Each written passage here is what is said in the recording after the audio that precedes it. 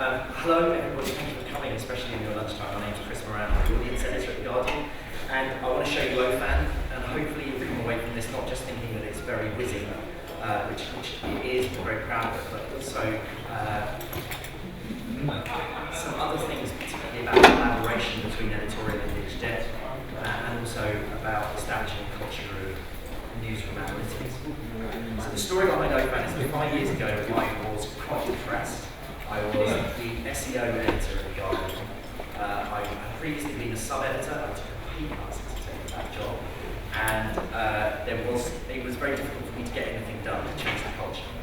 So my main job was talking to sub-editors and trying to persuade them that they needed to write a headline that was distinct from the print headline for an online environment.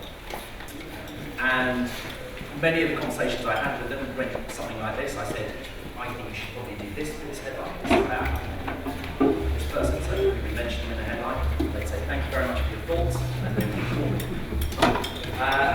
And I got to the point where I realised that the only thing that might change that is data. And what I found about data was it was really, really difficult for me to get it. It was impossible for me to get it quickly enough. And that was critical, especially with Google search.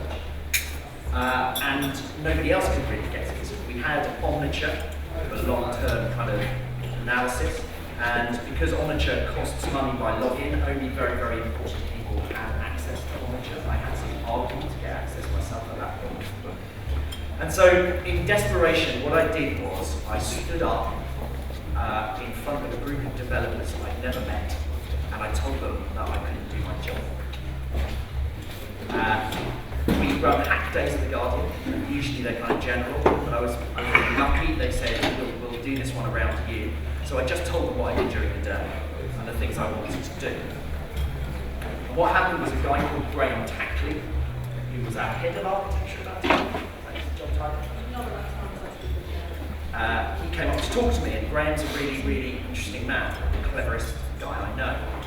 And he said, I'm head of architecture, and basically my job involves watching the servers and making sure that when we get a lot of people coming to look at the Guardian site, it doesn't fall over.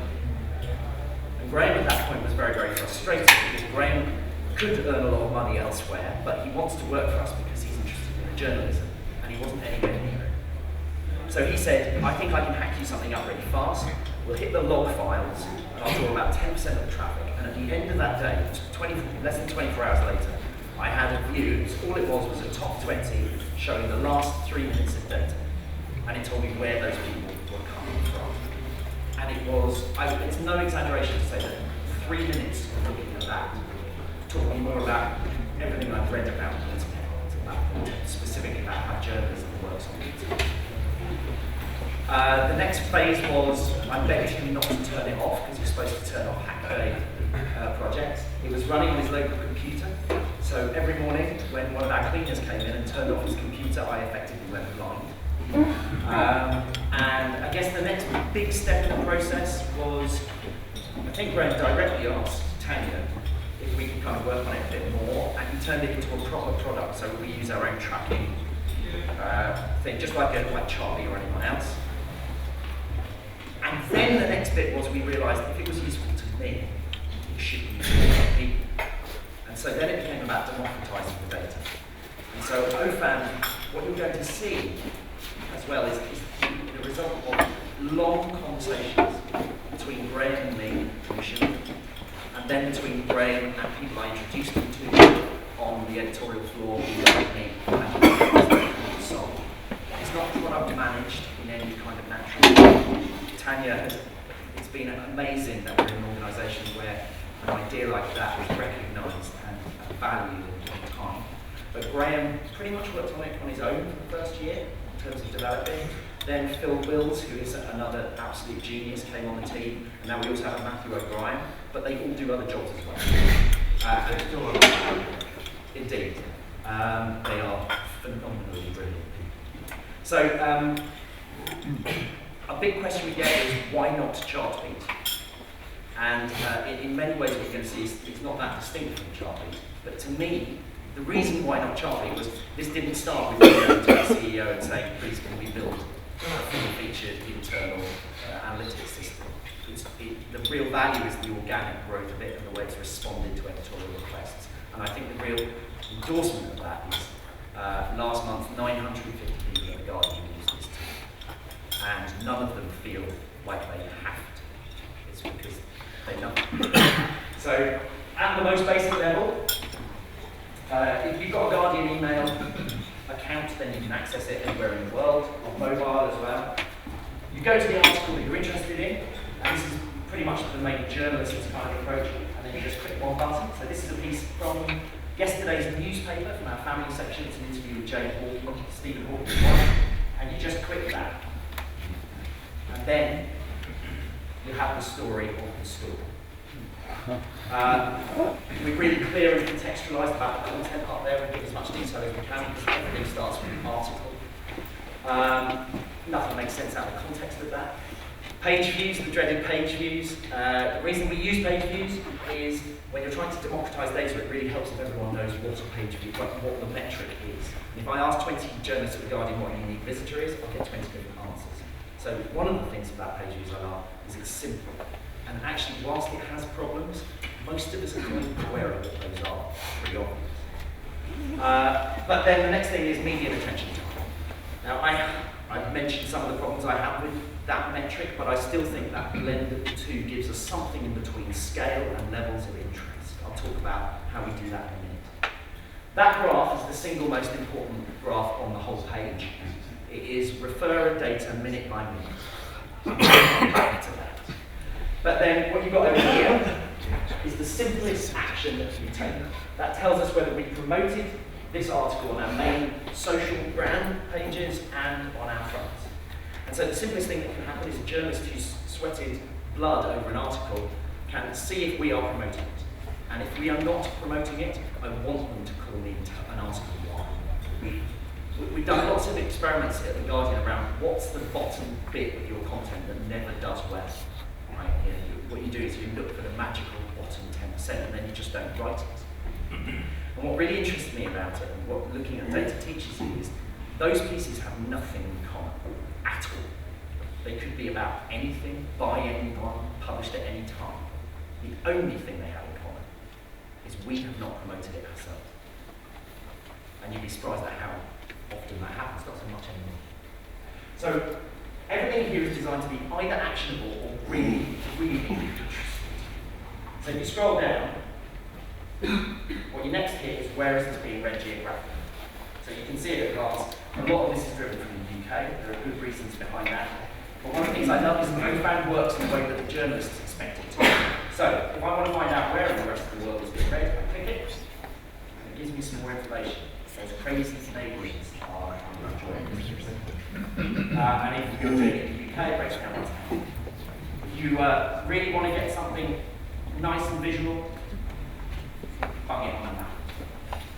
All of these things are things that journalists have asked us for. So then you get down to how do people read this at device. And again, if you're interested in the phone browser, it tells you what kind of mobile traffic that is. Then we get back to the referral data. How do people find this, but just broken into chunks so it's more obvious. Click on Google. It tells you which bit of Google's ecosystem is coming from. Then we get to how we promoted this socially ourselves. So down over on the left is how we posted it on Facebook and the exact number of page views that generated. And on the right, Twitter. You can also click through to see exactly how we posted it in situ on that platform. Move further down, this is going to be the bit that doesn't make so much sense to you guys, but basically that's where it was on our main front pages, and these containers make sense to us. Probably most of you. Then we get to my Daily Mail panel. Daily Mail are very good at sending people onto other articles that they've written from their own article, and that's not just because of bikinis, it's because they think very carefully about it. This bar here, dark blue is the percentage of people who read this article and went on to another article. Light blue, they went to a front. Grey, they went nowhere. The action to that, in response to that, is simple. Have we put a link in the bottom? Because I'm sure we've got something else about Stephen Hawking in the This is where we start to break down that attention time. So it was we use upward these methodology, so it's actively engaged time. So it's if somebody opens it and then goes to a different tab, it stops counting. We go back to the tab and start counting. And we're really struggling with this. We're engaging with how we contextualise what the hell that number means and we still don't think we've got it, but you can see the ways in which we're trying to think about it. So we say, how many words does the article have, and broadly, at a digital reading speed, how long would that take a normal person? And we mark that on the graph. That graph there is breaking that down into 10-second chunks. So we colour the first bar black, because those are the people who left within 10 seconds. And I think that's different behaviour and tells us something about those people compared to people who stay with them for 20 seconds. So just in shorthand, it jumps out at people. Are we mis-selling this somewhere? Quite a lot of people left early. In fact, with this piece, it's pretty clearly sold.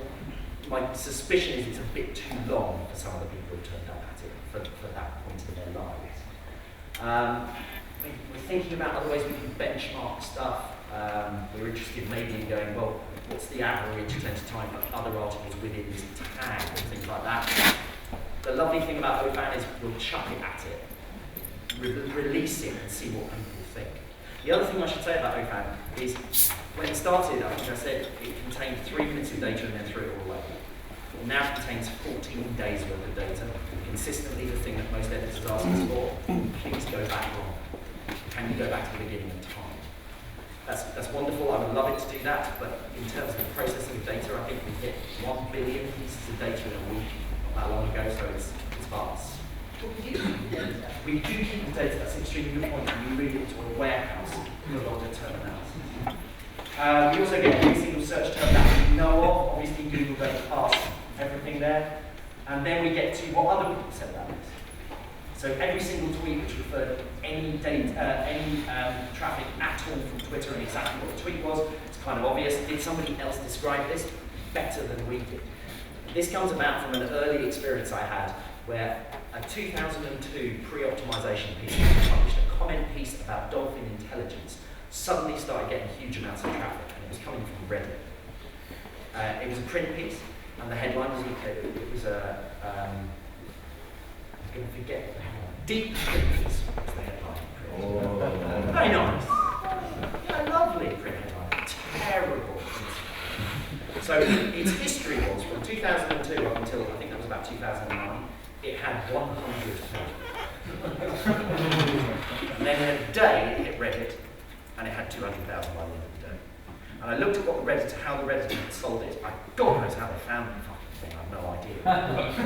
But the headline they put on it in Reddit was, if dolphins ever get out of the water, we're fucked.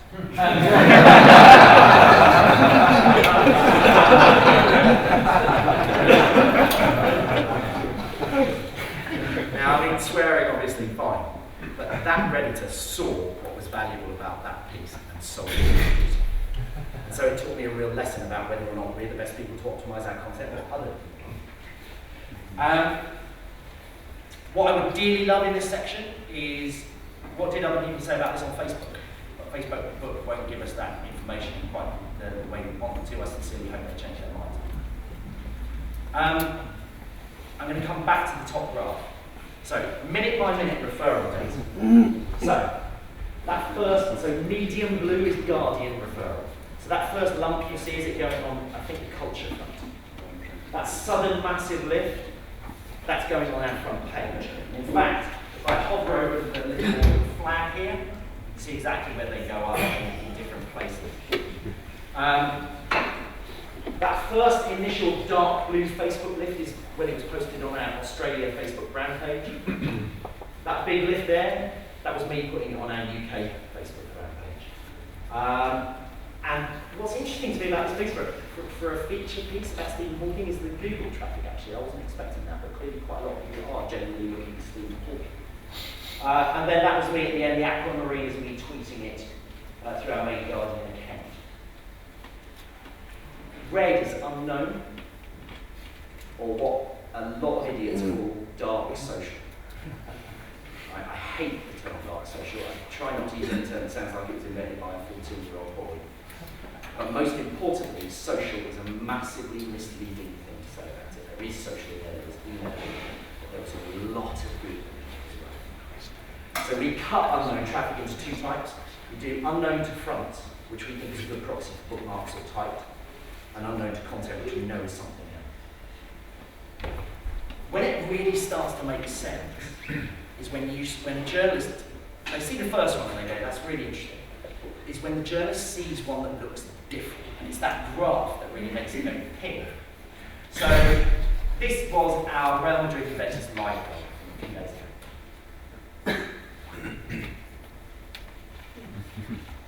Google says hello. Look at the way that red unknown traffic spikes at exactly the same time as the Google spike. That unknown traffic is search. No question about it. You can see how things start pinging off in journalists' mind about where's the audience? How can you reach the audience by thinking about the referral? One of the things I love about it is, let's say you have a big Facebook hit, and one response to that might be, brilliant, it's going well on social, we should put it on our front, we should keep it there as well. But another response is, that's doing beautifully in Facebook. Is there a piece of core journalism which we know won't work in Facebook, which we should instead put on our front? And it's when you start getting thinking like that in response, that everything starts to make sense. Because the main thing that journalists fear is, if I give you the data that says your piece is popular, they're going to get asked to just write the same thing again and again. If I give them the data that says their piece is unpopular, we're going to spike it and we're never going to ask them to write about that again. There's a whole spectrum of responses to different things, to success or failure. Another interesting thing here is attention time. I was saying it was slippery the other day. 19 seconds seems very low. And if I click on that, it takes it down to the breakdown. This is a line blog that's 5,300 words. And you kind of think, oh, Christ, what have we done wrong? But actually, all that's saying is that's a function of the live blog and the way that human beings interact with it. Refreshing, lots of refreshing, lots of individuals generating individual pages around. It's not that they don't care, they're just watching the top of it. Let me show you another one that looks a little bit different. So this was a piece from this comment piece about the last white rhino. And this was a huge, a fairly significant Facebook hit for us. I want to show you something else actually. I'm going to go back to Porky. The first one I showed you. One of the amazing things about OFAN is you can filter everything on every view by anything. Right, so if I only wanted to see, I don't know, people from Greece who came to us on mobile with Chrome, I can cut that data. So I'm going to ask you a question. Which audience is more engaged with this piece? People who came from The Guardian or people who came from Facebook? What do you think? Who thinks Guardian? That's a depressing indictment of our website. Who thinks Facebook? They're the monkeys. So watch the median attention time. Referrer, Guardian. Drops a bit. So every other view changes when you do that. Facebook. Up it goes. Anyone know why?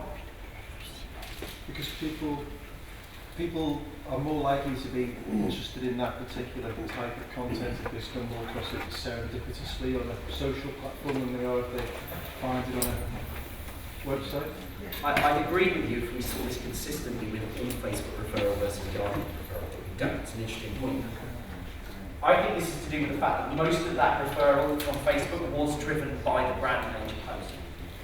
And one of the magic things I love about posting on Facebook is it's almost like print subbing. I know in Facebook I've got that picture. I know I've got the headline. I know I've got the trail on desktop. And then I get to the post as well. So actually, the people coming from Facebook are getting more information contextually about this piece of content than us putting it on our own front page. So they're more likely to know that they're getting it. That's my thesis. I'm saying that as though it's definitely true. Shall I show you some of the other things it does? So this is the top 20 live right now on Guardian. Down the left-hand side is content. Down the right-hand side is everything else. And almost without exception, the top thing on the right block will be our UK home. And the reason we kept it there, it just kind of happened to be the way it was programmed, but the reason we kept it there is that the fronts contextualise the performance of the articles. Not just in terms of click-through, but also in terms of engagement. So you know that bar I showed you earlier about onward traffic? A journalist can immediately understand that a front is designed to send people through to articles. The article isn't. If I was at work right now, I'd be talking to the people behind the Kabul suicide attack piece and asking them whether we should be linking through to anything recently that we've written on that subject. Because at the moment, it's a cul-de-sac. The numbers are page views per minute right now. But what's important about this again is this is not meant to be a stick to be journalists with. It's all cuttable again. So if you're the books editor, section, culture, books, and you start to understand your own traffic, this was massively important. One of the things I used to do as a sub-editor, I worked on culture, and one of the things I did was my editor stood behind me, and he said, can you just move, looking at the front page, can you just move that piece up just by one? Let's just change the picture a little. Can you just tweak something like that? I want it to feel a bit more blue. And things like that. And I spent all day doing that. What this says is, right now, 13 page views per minute on the book's front, 25 to that article. The audience is over there. There's less of them there. That doesn't mean you stop editing your front page, but it means it's driving your attention as an editor to where your readers are. And that means you can respond to it. It also means you can save some time. Lots of responses to this is, how the hell do your editors have time to look at it? It saves them time. What else do I want to show you? Graph. So this is just a really simple view of page views per minute in total, right? And this is, can I just say, no, please don't tweet out specific numbers. It's all, unaudited. This is for last Monday, so it was the Monday after the British election. Bright yellow is that day, mustard is the day before, and grey is the week before. And this is the thing that journalists, this is the kind of example of something that's really simple, that journalists really appreciate. What they want to do, as non-data analysts, and what I want to do, I want to look at that big spike and know what happened. Right? And if you do that, if it doesn't work like that in Orange or anything else, if I click on that, it takes me immediately to the top 20 at that instant. And that lack of friction, that accessibility, we're constantly kind of telling stories to each other. When you have 950 people using the tool, you have 950 editorially qualified data analysts. One of the things I really want to do, and Graham really wants to do, is build in a screenshot function.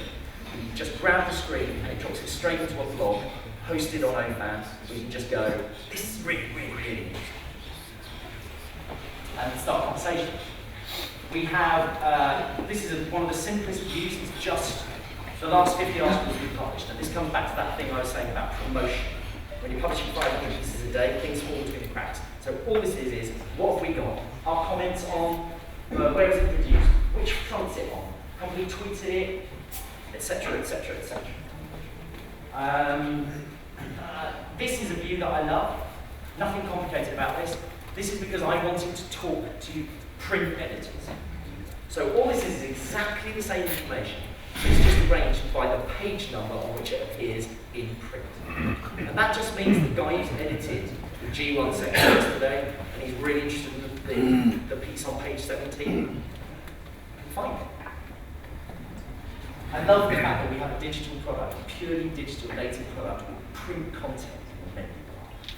You have no idea culturally what that means. I mean, it sounds pathetic, but it's true. It's a signal to the people working on print that we value their content, and an indication of just how well it is. There's lots of conversations over the last few days about what's the right kind of content for mobile, what's the right kind of content for social. One of the things I consistently find is so much of the stuff we produce in print blinds naturally. I love this view. This is called my budget view. Every single year, on budget day, The Guardian and every single other news organisation in the UK produces too much content for a human being to read in one day on the subject of British budget. And not only is it too much content for a human being to read all of it, because that's almost a side issue, it's too much content for us to promote. I cannot sell, I can't put 88 pieces about the budget on my front page, let alone on Facebook. And Twitter's grand, but the traffic will, it's not going to promote a long streams of audiences. So all this is the last 24 hours by tag, by keyword. And it tells us what's got the most traffic and how many items of content. So at the top at the moment is Premier League, about 500,000 page views, 12 items of content. I open it up and I can see what works, what we're not getting to, and so on and so forth. And as news organisations in resource scrap times, that can be really, really useful. Nobody wants to write something that doesn't get read. A journalist doesn't want to do that. Other things I can show you, there's lots of, it's a constant kind of iteration thing, we're building things all the time. It has a completely fully featured email alert system. These are my email alerts. I get sent an email saying a lot of front in the subject line when any article gets more traffic than the front page. But I also have things broken down by Google, Drudge.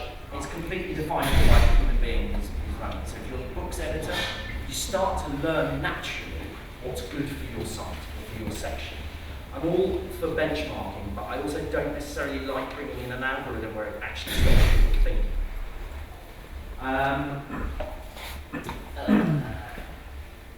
Time machine, we take a picture of our front page and various other things every 5 minutes. That's quite handy. This always looks good. Live Google search referrals, it's like a weird matrix. This is every single search referral we know coming through. So it's only about 10%, it's not perfect, but it's still kind of interesting. If there's a live football game going on, it can be very useful to see how people are exactly finding that. It looks flashier than it is useful. I'm probably not going to show you those. We do have, like the article page, we have that for whole sections and for the whole site. And that also shows the age of the content. I'm not going to go into that because the numbers are too sensitive, but that's all cuttable as well. So you can start to understand that for travel, it's extremely useful for them to understand actually that their front page is not the guide. Travel's front page is Google. That's just the way that people search for travel content. What's interesting to me about it is we still haven't learned some of those lessons. So our travel front is organised as if the most important and interesting things to people is all the great new stuff we've just created. It's not. They would like to tell us what they're interested in. Where do you want to go? What do you want to do? I think I'm kind of getting to the end of this is the top unlinked page. So this is showing me the top articles which have no links in the body. There will be links around it, and so on and so forth. Again, we're still slow to learn sometimes. It astonishes me, I think it's everywhere. Getting journalists to include links to internal content in their copy is challenging, weirdly. I'm not sure why. Maybe it is not, maybe it is just us, so if you're fine with that, come and talk to me afterwards. It amazes me because a link is the most basic unit of language digitally. And it makes sense for readers to be linked through to, say, the last piece we've written on it. So on and so forth. Shall I take some questions? I think I'm running out of time. What do you want to ask him? Hello? Well, firstly, what an incredible tool, and congratulations on your role in developing it. And thanks for showing it to us today. I'm intrigued about the impact it might have or not on your historical articles, such as the dolphin one. So you have hundreds of thousands, I presume, of these articles that were news at one point. Now they're not news, they're some sort of archive, some sort of collection. What value does that have? How does this tool impact your understanding? So, it's not the perfect tool for that in total. And we do still use other tools, the longer term ones, because for the travel site, for example, all of their traffic vast amount of it is long tail. So they need to be looking at what those articles are that are bringing medium amounts of traffic over a long time. But this one jumped up earlier. Hang on.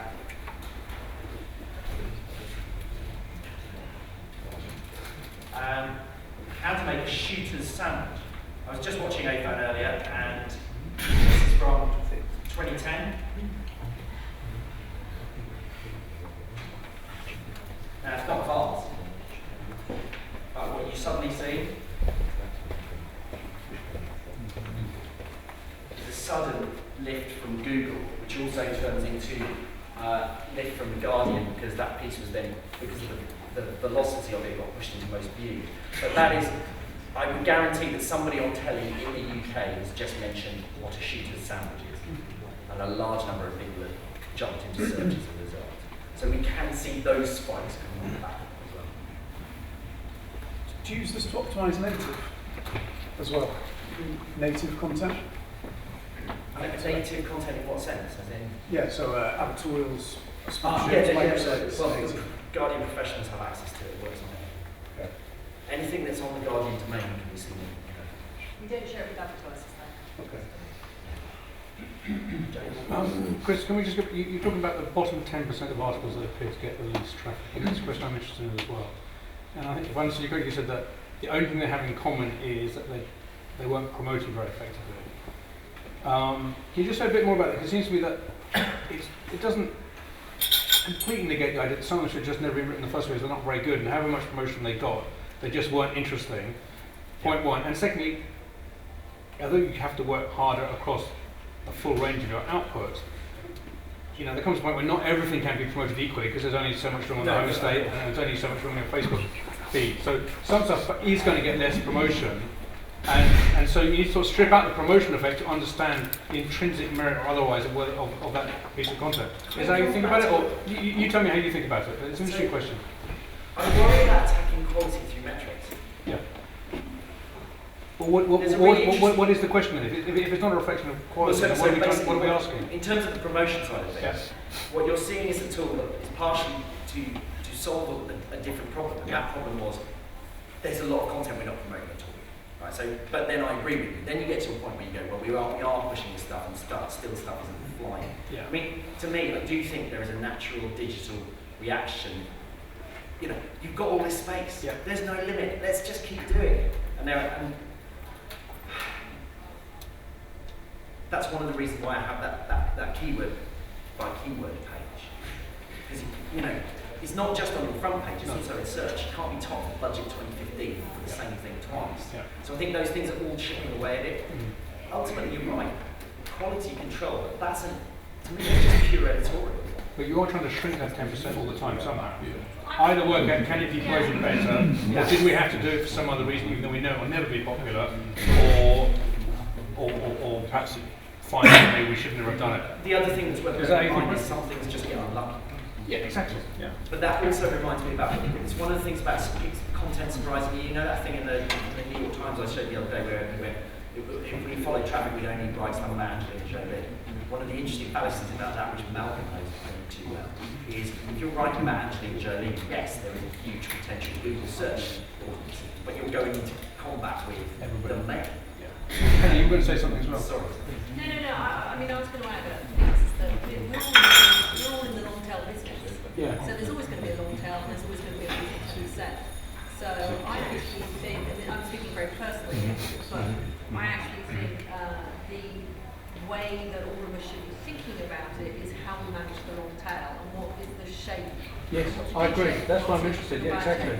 And what's interesting is that when I did some little sort of pulling some data, because I was interested to what the impact of open had been, and the fact is that we're getting much better at distribution of content on platforms like Facebook.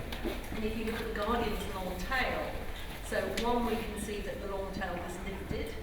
So just the fact if you take the medium point, it actually has risen substantially, which is great, which means even the bottom 10% has it gets significantly more traffic than it did a year or two ago.